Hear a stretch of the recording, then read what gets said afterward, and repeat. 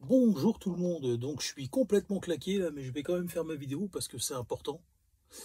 Donc en fait, ouais, je voulais parler de ce qui se passe en Nouvelle-Calédonie.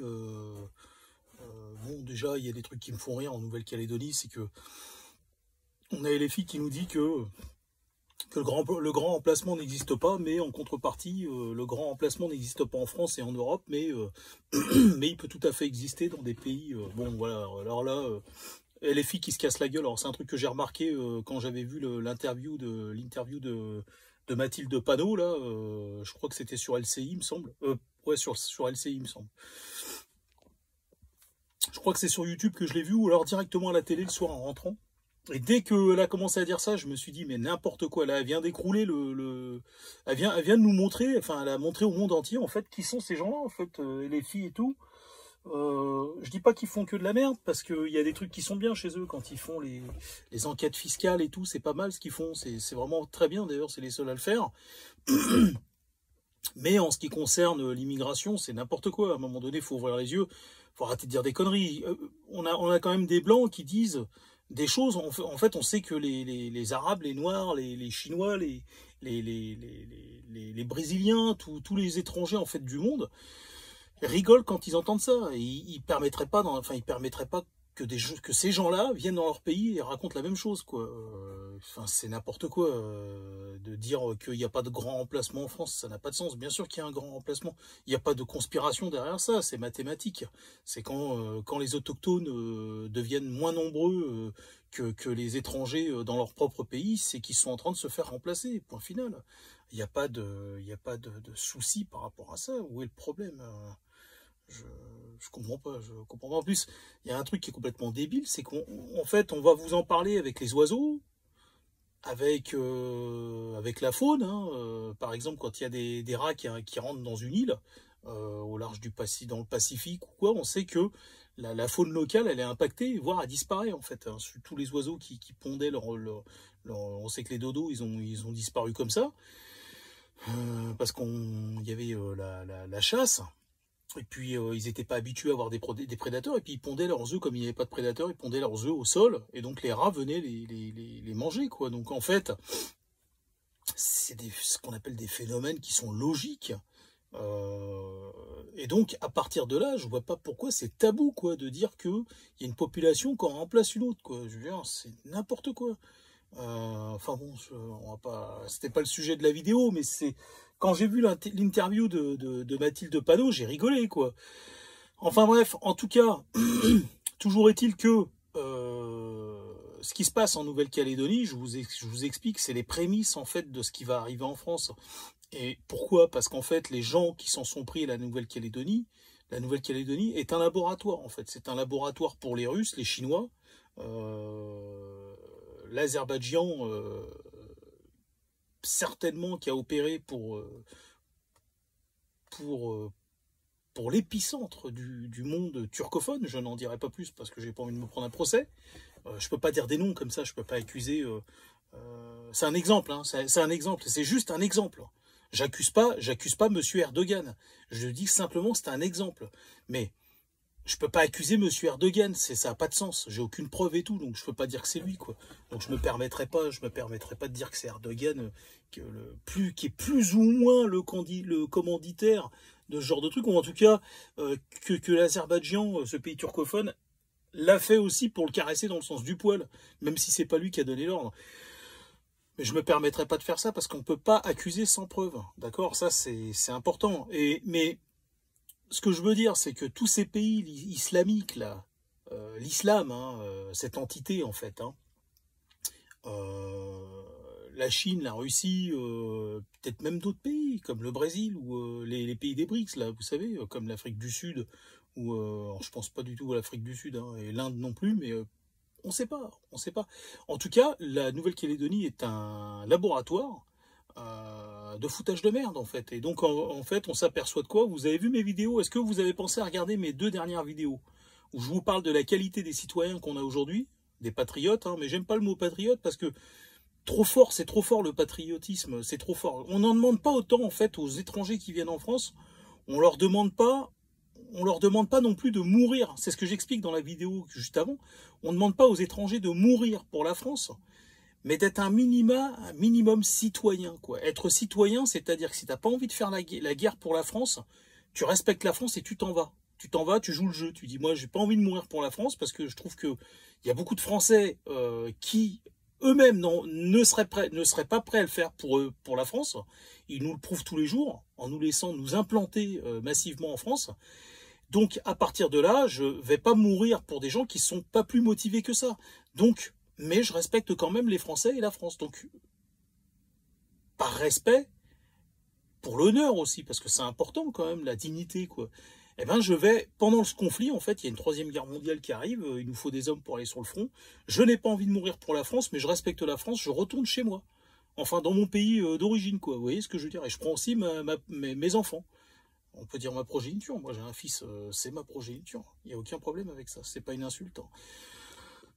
Il y a que les gens qui ont un complexe d'infériorité qui voient des insultes partout, en fait. Et commencent à nous gaver, d'ailleurs. Nous emmerdent.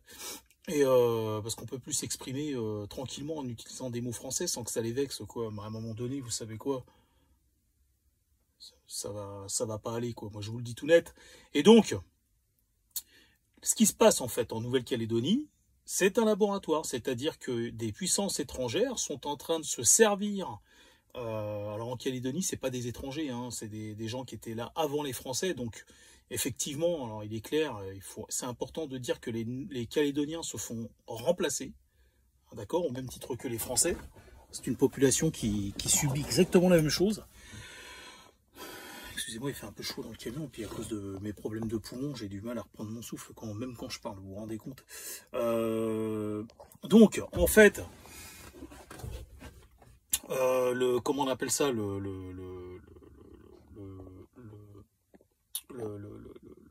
les Français se font remplacer au même titre que les Calédoniens et vice-versa. Et donc, il n'y a pas de problème avec ça. C'est un problème qui est purement mathématique. On ne parle pas de... C'est mathématique, c'est mathématique. Il n'y a pas de racisme derrière tout ça. Des fois, c'est pas une volonté d'effacer un autre peuple. Hein. C'est simplement une question de démographie, puis de mathématiques. Voilà. Il y a une culture voilà, il y a des gens qui se multiplient plus vite que d'autres. Et donc, ils vont supplanter démographiquement, en fait, le peuple qui était déjà sur place. Et des fois, ils font ça... Enfin, je veux dire, il n'y a pas de conspiration, il n'y a pas de projet, il n'y a pas de plan machiavélique, il n'y a rien derrière. Des fois, je ne dis pas tout le temps, mais des fois, il n'y a rien. Par contre, là où ça devient néfaste, c'est de ne pas le reconnaître. Alors que ça, je veux dire, c'est comme le nez au milieu de la figure. On ne peut pas nier l'évidence, d'accord? Ça, c'est ce que je reproche au gouvernement français, en fait, en ce moment. C'est ce passage-là. Mais enfin, s'ils admettent qu'en fait, les Calédoniens se font remplacer, alors ils seront obligés d'admettre que les Français se font aussi remplacer. Donc, je pense que le problème vient de là.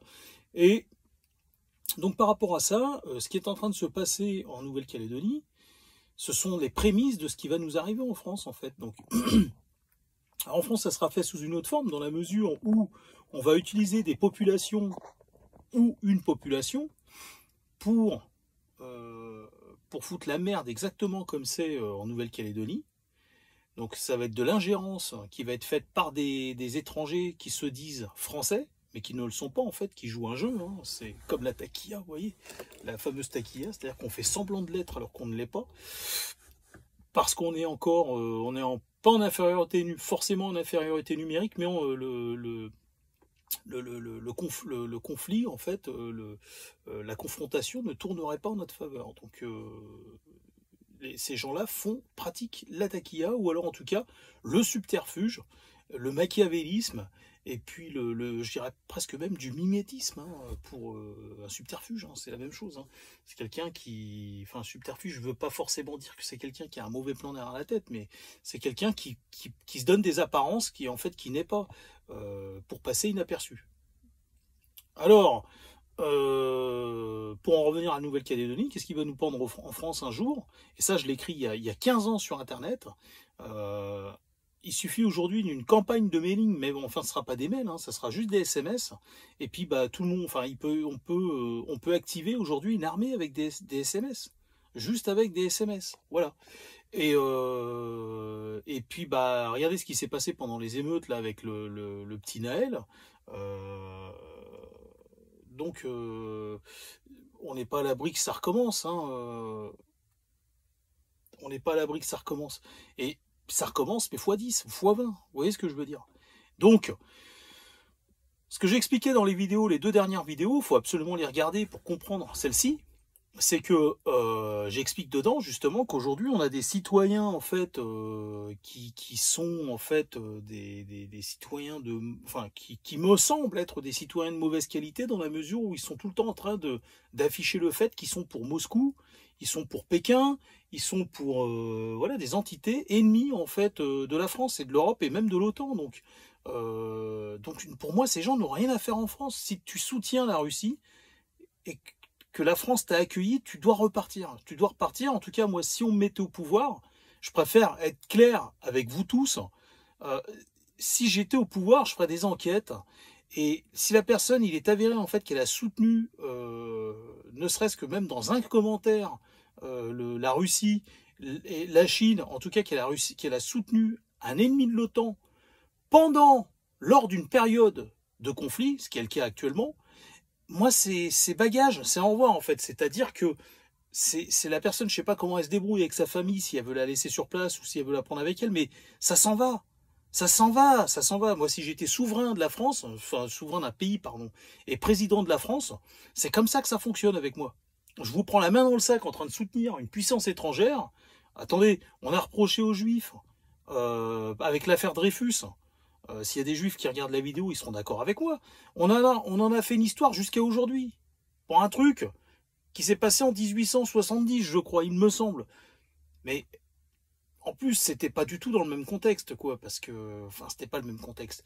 Et donc, il s'est avéré en fait qu'il était innocent, et ça leur traîne au basque encore aujourd'hui. Alors qu'aujourd'hui, il y a des millions d'étrangers en France, dont des musulmans. Mais pas que des musulmans, des fois c'est des Africains catholiques, qui soutiennent les régimes avec qui nous sommes en conflit actuellement. Et ça, c'est des millions d'affaires Dreyfus, en fait, qui sont sur le feu, là, actuellement. Et ça passe inaperçu. Quand c'est les juifs, c'est grave. Quand c'est des gens, quand c'est des goy, bon, moi, excusez-moi, je sais pas c'est quoi ce terme de goy, il faudrait que d'ailleurs j'en discute, un de ces quatre. Mais quand c'est des goy, enfin quand c'est des non-juifs, c'est pas grave, c'est normal que ça se fasse, quoi. Donc en fait, c'est pas pour me faire l'avocat des juifs. Hein. Moi encore une fois, je vous dis, je suis pas juif, mais ce qui m'énerve, c'est les incohérences et l'hypocrisie en fait. L'hypocrisie, c'est un truc qui me gave, surtout de certaines communautés qu'en font leur fonds de commerce, quoi. Et donc, ce qui est en train d'arriver en fait en Nouvelle-Calédonie, ce sont les prémices de ce qui va arriver en Europe. Il y a des puissances étrangères qui n'ont... C'est ce que j'avais expliqué sur les autres vidéos d'avant. Si vous avez regardé mes vidéos d'avant, c'est ce que j'explique dedans.